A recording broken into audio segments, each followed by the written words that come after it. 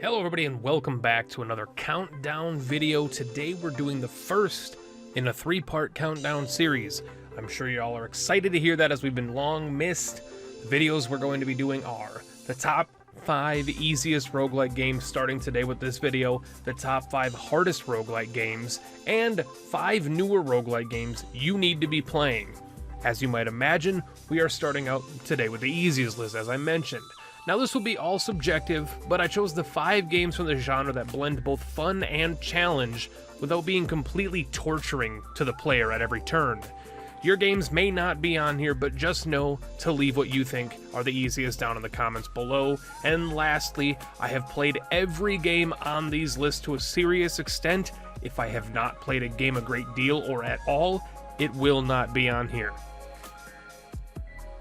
Starting off with number 5, Enter the Gungeon starts the list by being incredibly forgiving as a game. You might not really realize that when you play it, but it's even more so forgiving after the last 2 updates. Vanilla Gungeon was tough, but still not terribly hard, but Modern Gungeon stands firm as a fantastic entry point to this genre.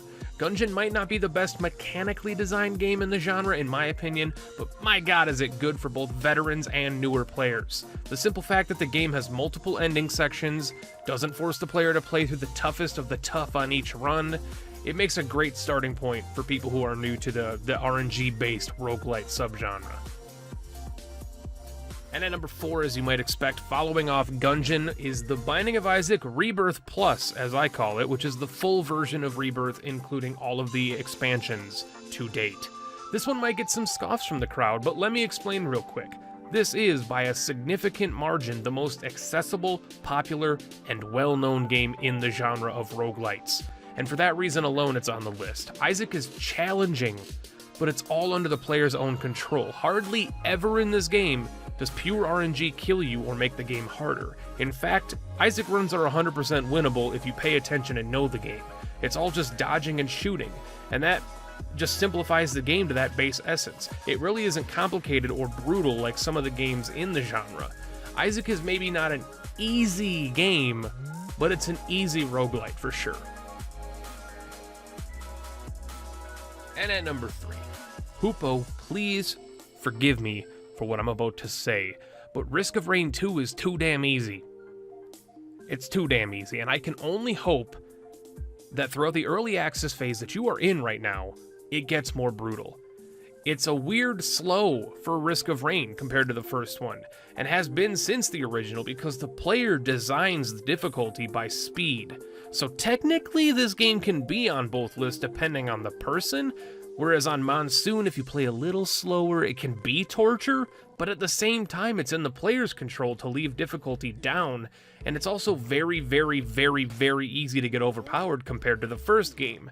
As that's the central design of the franchise to begin with, it's even more apparent in the second game. Hoopo, you design Risk of Rain to make the player become gods and execute the game's enemies. So technically, yeah, I feel comfy putting it on the easy list, because we do become gods in the second game.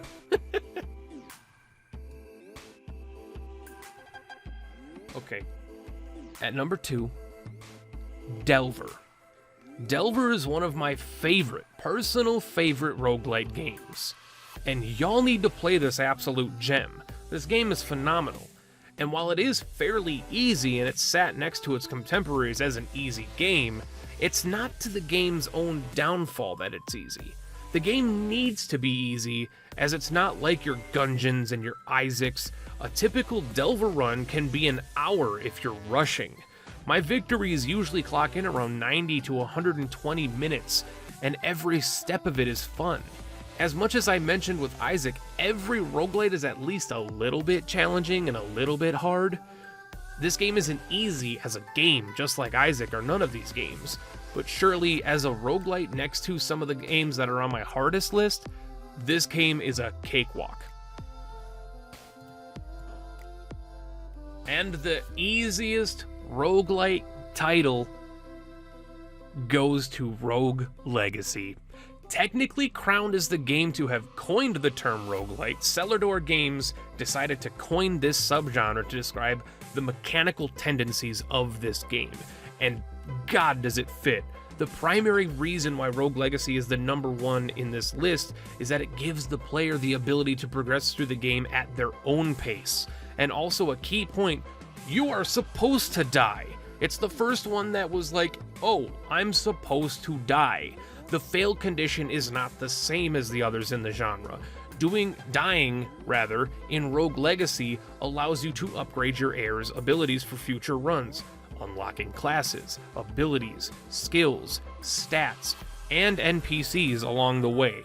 It's marketed as the pioneer of the genealogical roguelite genre, push-up glasses nerd. Rogue Legacy stands head and shoulders above its peers as an accessible and enjoyable roguelite for any player at any skill. And that does it, guys. Thank you all so much for watching the video. Please let me know in the comments, as I mentioned earlier, what you think is the easiest roguelite in the genre. And while you're at it, give me your guess for what will be the #1 hardest on the hardest roguelite video coming up. Don't worry about influencing me. The video is already done. Until then, this has been Pentahybrid, and I'll catch you later.